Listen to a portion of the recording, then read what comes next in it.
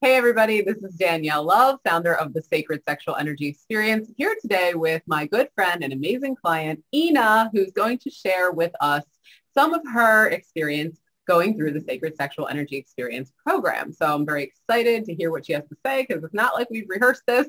So how's it going today, Ina? Thank you for coming here to share your experience. It's going great. Thank you so much for inviting me. It's my pleasure. Yeah, yes, pleasure. Okay, good. So you started off with my favorite thing already. All right. Right. So I got an inkling kind of in the first, before we ran the first cohort of the Sacred Sexual Energy Experience. Ina and I have never actually worked together on a professional basis before, but we've been colleagues in a different kind of professional setting, and we've had some fun going out and, on work trips together and different things like that. And I got this kind of like calling to say, reach out to Ina and ask her if being part of the Sacred Sexual Energy Experience was something that she would like. And I did. And she said yes. And so I kind of just want to start with like, what made you want to join the program? Like, what got you excited about it? Well, when I started seeing the email traffic about it, I was really intrigued by it. And I thought, I would like to do this. Because I always felt like you were a non-judgmental person, even though, like you said, we don't know each other really well. But I always felt like you were just like, I really could say anything, do anything, and you wouldn't be shocked. You'd be like, okay, that's you. Go for it.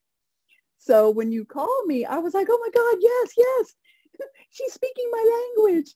So, we had the conversation. I was like, okay, so I really do think this is for me. I was apprehensive, but I understood like really more what it was about because you sent me some more details and I was really excited about it. Once I read more information about it, that just confirmed that it was something that I wanted to be involved in. Okay, good. And it made me so happy too, because I trust the signs that I receive from wherever they're coming from. But I was like, I don't know if Ina's going to want to do this, but I was very happy when you were excited. And also to have had you in the program was such a blessing.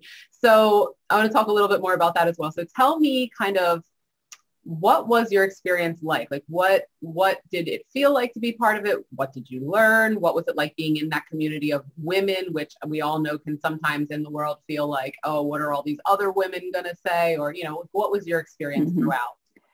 So I very much was like, what are these women going to say?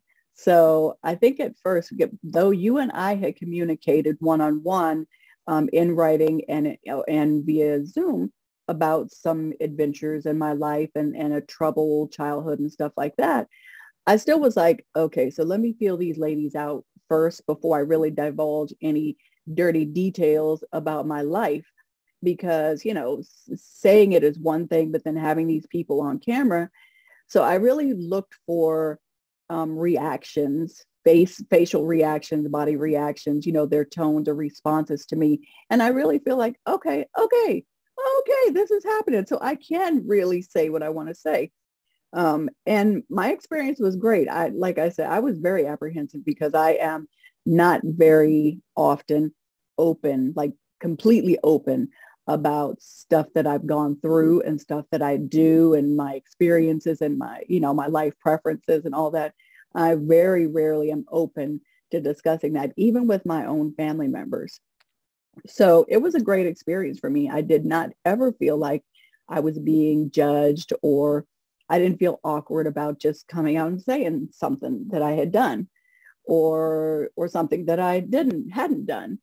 And I felt like the other ladies in the group, though they hadn't experienced probably any of the stuff that I had experienced sexually related, they still were like, ooh, tell me more.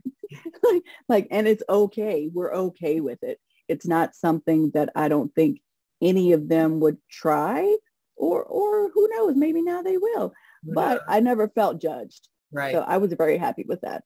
Yeah. And I would say that as far as the group went, you and me were like the wild children of the group, sexually speaking. But it was really nice for me as well to have another person present who could relate. And, and it's not like all we talk about in the group is sex, right? You talked a lot about another thing that we touched deeply on in the program, which is childhood trauma and also adulthood trauma, and also understanding how that affects our health, our wellness, the ways in which we relate to ourselves, how that manifests sexually or doesn't manifest sexually. And so Can you talk a little bit about that? Because I know you said you weren't necessarily expecting that, but you were kind of glad that we did go through that. Can you talk a little bit about that aspect of it?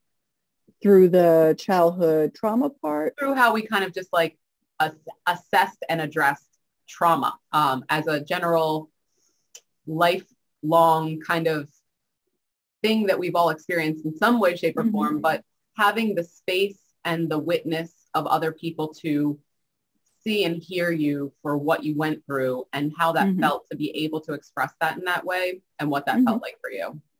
Well, it felt good. I was very like guarded.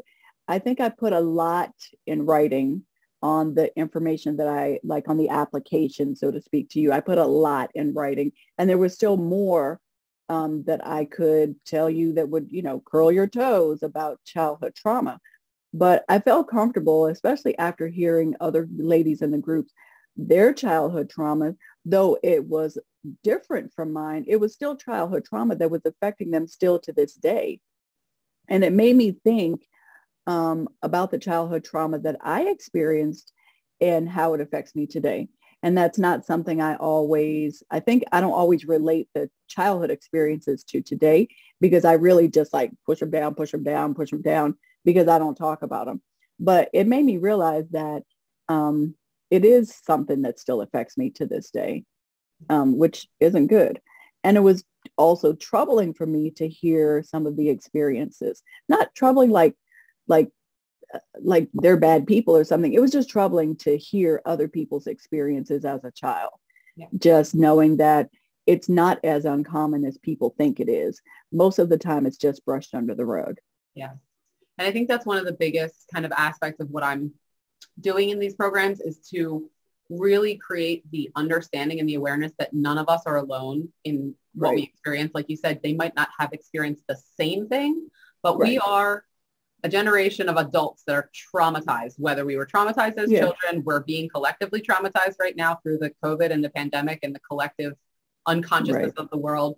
And when we come together in a group setting and are capable and feel safe to express how we're feeling about these things and what's true for us in those moments, it can create like kind of a sense of just like, I kind of noticed that collectively in the group, like people were just like, oh, okay, this is a space where I can come and actually unfiltered, unapologetically say what's true for me in the moment. And no one's going to judge me. And in fact, I'm going to be witnessed and also affirmed and told, you know what, you're not alone in feeling up this way. And that in and of itself, I feel like created a lot of space for a lot of the women in the cohort to, I don't know, breathe easier. Do you feel like was that an experience? No, I completely agree with that. Like when you said breathe easier, like I literally felt that. I felt like after I said certain things and I didn't get that I really could breathe easier and say more and share more. Yeah. And we all appreciated your sharing, and we loved hearing Ina's stories. So that's the other thing that we do in the group is that we encourage people to center their own pleasure. And I think people get confused about kind of a hedonistic way of living, because in the media and things like that, they portray hedonism as like this absolute like all out debauchery. And if you're seeking pleasure, you're somehow some like deeply self-indulgent, like you have no other, tethers in the real world. Like you're just like out of your mind. And like, I think that extreme portrayal of pleasure and hedonism is really detrimental, especially to women, because we start feeling like, oh, well, if I want to center my pleasure, I'm so selfish, or I'm a slut, or I'm a whore, or any of these like names that people in society likes to put, especially on women, for centering their pleasure. But in the group, what I really, in our daily practices and things that we were conditioning ourselves for, was to find more pleasure in the things that we're doing day to day, actually creating space in your day to feel pleasure for yourself, whatever that means. It's not just sexual, right? Any creative pleasure, whatever that might be. Right. And so talk a little bit too, because I also noticed in the group a theme, and I think this is a theme with a lot of my clients that I don't really always put together, is that you are all so incredibly creative. We talked a lot about crafting. Can you talk a little bit about like how that kind of creative sacral chakra energy comes through you in your creative endeavors? Because I love learning about that. And I think a lot of people out there don't link the two, the sacred sexual energy and the creative energy, but they're the same thing. And so let's speak a little bit about that, because I think it's really important. Well, when you had talked about like pleasure, like at first I was thinking very limited and I was thinking sexual. But then when I told you guys that I'm in my, my craft room working on Christmas crafts for like hours and hours, and time is completely just oblivious to me. And I'm in my craft room until 2 a.m. And it doesn't even, like, no TV, nothing, maybe some music in the background, but I'm just busy doing stuff and creating stuff. And it gives me so much joy. And that's when you were like, that is, you pleasuring yourself. It's not only one way. It can be several different ways. And that's when I was like, ooh, look what I did. And I was showing you guys like all these different things. And it gives me so much joy. It gives me so much joy to make stuff, but then also give something to someone and to see their reaction. And they're so amazed. And I'm like, really, it was super easy. If you had 5 minutes, I could show you, but here it is. And it looks magnificent, and keep it for years and years and think of me. Yeah. And I just am always so, I guess, shocked that people are just like, you did that? And like, it was super easy and simple. Like, I'm not a mathematician or an astrophysicist by no means, but I am quite crafty. And I can look at things when I'm in stores all the time, and I turn stuff over when I'm attracted to something on a shelf. I'm like, let me see, can I make that? I'll even take pictures of stuff and then come home and try to recreate it. And a lot of times I can. And then I'm amazed at how much the materials cost. But that kind of stuff gives me so much joy. So I loved sharing the aspects of, all my different little crafty things. Right now is my downtime, but I'm still finding stuff to do. I've decided that for next year, I'm going to do like Christmas craft kind of fairs.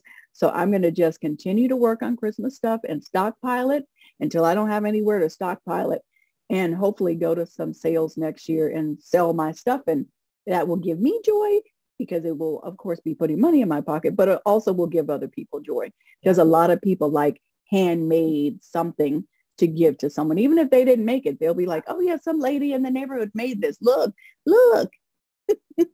And I think that's exactly kind of the underlying energetic current of pleasure, is that we're not always aware that these things, like you sitting in your craft room for hours and hours and hours, where it just seems like 1 hour is like 1 minute, because you're so deeply focused and in love with what you're doing. You're finding so much joy in it. You're finding so much pleasure in it. And in the Sacred Sexual Energy Experience, I am consistently encouraging everyone in there to continue exploring all of these different avenues, where essentially time feels like it's going by super quickly, because you're enthralled with something that's pleasurable. And I love that you said it's not just sexual. Now, on the other hand, of course, we talked about vibrators and orgasms, and we talked about lots of sexual stuff as well, because this is the type of container that I foster, non-judgmental, where we can talk. But it's also about creativity and love and joy. And the fact that you even mentioned you gifting or giving or selling the things that came from your heart and your soul to other people, and you getting joy from continuing to spread that joy, that energy is what we are essentially cultivating and nourishing in the seeds that we're planting in the group. So I love the way you describe that. So maybe another question is, if other people are out there, which I know they are because I have some inquiries already, but if they're thinking about joining the next cohort, what would you tell them? What would your advice to them be? But I just would encourage them. Like I said, I know a lot of people are probably apprehensive about really opening up and sharing, because they've had so many bad experiences probably with people being judgmental. Yep. So what I would say is that the group of ladies that you pull together will guarantee not be judgmental, will guarantee welcome you to the group, and will welcome you to share as they will share. Yeah. And it may be some surprising things that come out of people's mouths that maybe you've never heard before. And you thought, well, I didn't know that, something like that actually existed. I've only heard about it, but it's still a great environment to share, like whatever it is, whether it's childhood trauma, adulthood trauma, sexual related, whatever it is. Honestly, I think it would be a great opportunity for any ladies to join. Yeah. Thank you. And I appreciate your you're saying so because your opinion is very important to me. Obviously, having gone through the program in the first cohort, I'm just so grateful to have had the experience with you. And so I'll just kind of leave it open at the end. Is there any other thing or feeling or experience or anything else that you'd like to share about having been part of the group? Not too much. The one thing that made me sad a few times was hearing some of the ladies say certain things. I didn't feel judgmental about it. It just made me sad to hear some of the things that they said. But then it encouraged me to encourage them to come outside their box or think outside the box, and maybe get back in the dating pool, or don't think so negatively of yourself. When one of the ladies said, "I think I'm ugly," it made me cry. Mm. And we will cry, just to be clear for anybody who's watching this, we will cry in this group. Like, this is a group of where all emotions are welcome and encouraged, because we live in a society that loves to tamp down all of our emotions, and that makes us less whole as humans. We need spaces where we feel safe to express what's true. And I totally understand, because I was wondering, like, what was it that made you feel sad? But yeah, I feel sad too. But guess what? I think you and I both know from our own previous life experiences that we've also gone through periods in our life where we didn't feel attractive. We thought we were ugly, right? Like, absolutely. And we know that we can heal from that, right? Because you and I are testaments to that. We know we look good. Yep, absolutely. Right. And we can hope, and through our own kind of, you and me and the other ladies in the cohort, encouraging each other, that I know exactly who you're speaking about, that she has the capacity to move through that as well. And I think I love your concern for her. It warms my heart, and I'm sure hers as well. But yeah, the emotions are real, and that's the type of space that we roll in the Sacred Sexual Energy Experience program. It's raw, it's real, and it's loving, and it's compassionate, and it will unearth some things, but it will also witness them and nurture them and heal them through the process. So yeah, you have such a beautiful heart. You're caring for our other ladies, but yeah. So thank you so much. It was a great experience though. And thank you for inviting me. Oh, my pleasure. Literally my pleasure. So I think we're going to wrap it up here. And I genuinely am so grateful for you, Ina, and thank you for sharing your experience. And for anybody else who is thinking about joining, you want to have a conversation with me, either hit me up in the DMs or comment below or fill out the application. All of the things will be available. And I look forward to seeing you in the next cohort of the Sacred Sexual Energy Experience program. All right.